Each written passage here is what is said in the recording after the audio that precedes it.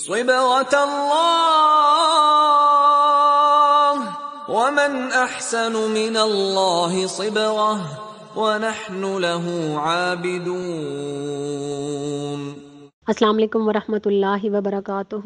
اعوذ باللہ من الشیطان الرجیم، بسم اللہ الرحمن الرحیم۔ اللہم رحمتک ارجو فلا تکلنی الی نفسی طرفۃ عین واصلح لی شانی کلہ لا الہ الا انت۔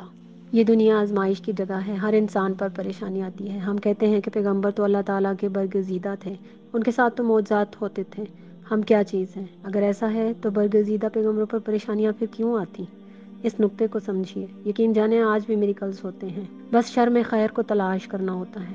قرآن بھی معجزہ ہے، دعا بھی معجزہ ہے۔ اسی طرح دعا کے معجزات میں دعا کے آداب کا ذکر کرنا بہت ضروری ہے۔ دعا کیا ہے؟ دعا دو قسم کی ہوتی ہے، دعائے مسالہ یعنی اللہ تعالیٰ سے سوال کرنا، پکارنا، مدد طلب کرنا، اور دعائے عبادت یعنی عبادت، ایمان اور نیک اعمال کرنے اور گناہوں سے اجتناب کی دعا کرنا۔ مدعو کیا ہے؟ جس کو پکارا جائے، جو وحدت الوجود ہے، جو الغنی ہے، جو السمیع ہے، جو ارحم الراحمین ہے، القادر ہے۔ بارگاہ الہی میں پیشی کے وقت سائل کے لیے ضروری ہے کہ وہ اللہ تعالیٰ کی دربار میں حاضری کے آداب کو ملحوظ رکھے، اپنے خالق و مالک کے سامنے سوال پیش کرے۔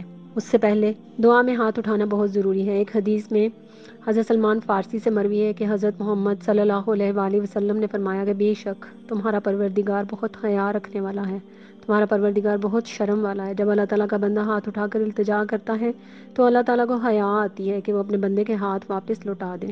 غرض ہاتھ اٹھانا بہت ضروری ہے۔ آپ صلی اللہ علیہ وآلہ وسلم جب دعا فرماتے تو ہتھیلیوں کا اندرونی حصہ اپنی طرف کر لیتے اور ہاتھوں کو کندھوں کے برابر اٹھاتے۔ حمد و ثنا، دعا کا آغاز اللہ تعالیٰ کی حمد و ثنا سے کرنا چاہیے، اور ارشاد باری تعالیٰ ہے وَلِلَّهِ الْأَسْمَاءُ الْحُسْنَىٰ فَادْعُوهُ بِهَا، اللہ کے نام اچھے ہیں، اللہ تعالیٰ کو ان ناموں سے پکارو۔ وہ کلمات جن سے اللہ تعالیٰ کی ثنا بیان ہوتی ہے، یا حی یا قیوم برحمتک استغیث، یا ربی ذی الجلال والاکرام، کہنا، لا الہ الا انت سبحانک انی کنت من الظالمین کہنا، یہ سب سے خوبصورت دعا۔ اللہم انی اسألک بانک انت اللہ لا الہ الا انت الاحد الصمد الذی لم یلد ولم یولد ولم یکن لہ کفوا احد۔ یہ سب اسماء اعظم ہیں، ان کے پکارنے سے دعا رد نہیں ہوتی۔ حمد و ثنا کے بعد آپ صلی اللہ علیہ وآلہ وسلم پر درود بھیجنا بھی بہت ضروری ہے۔ درود بھیجنے کے بغیر کوئی بھی دعا قبول نہیں ہوتی۔ حدیث ہے کہ آپ صلی اللہ علیہ وآلہ وسلم نے ایک شخص کو نماز کے بعد دعا کرتے سنا جس نے نہ تو اللہ تعالیٰ کی ثنا بیان کی تھی اور نہ آپ صلی اللہ علیہ وآلہ وسلم پر درود بھیجا تھا۔ آپ صلی اللہ علیہ وآلہ وسلم نے فرمایا اس نے جلدی کی، پھر اسے بلایا اور فرمایا کہ جب بھی کوئی دعا کرنا چاہے اسے چاہیے کہ اللہ عز و جل کی حمد و ثنا بیان کرے، پھر آپ صلی اللہ علیہ وآلہ وسلم پر درود بھیجے، پھر جو چاہے دعا کرے۔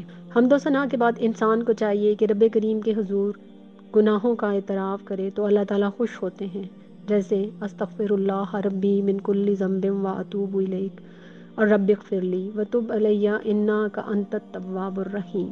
اس کے بعد دعا کرنے والے کو چاہیے کہ رب کریم کے حضور پہلے اپنے لیے سوال کرے، اپنی حاجات بیان کرے، اللہ تعالیٰ کے سامنے اپنے والدین، اہل و عیال اور عزیز و اقارب اور دوست احباب کے لیے سوال کرے، پھر عام مسلمانوں کے لیے سوال کرے۔ حضرت ابی کعب رضی اللہ تعالیٰ سے روایت ہے کہ رسول صلی اللہ علیہ وآلہ وسلم جب کسی کو یاد فرماتے تو اس کے لیے دعا فرماتے، تو پہلے اپنے لیے دعا فرماتے، پھر اس کے لیے۔ اللہ تعالیٰ مجھے اور آپ کو ایمان کی بہترین حالتوں میں رکھے اور ہماری طرف آنے والے ہر شر کو خیر میں بدل دے۔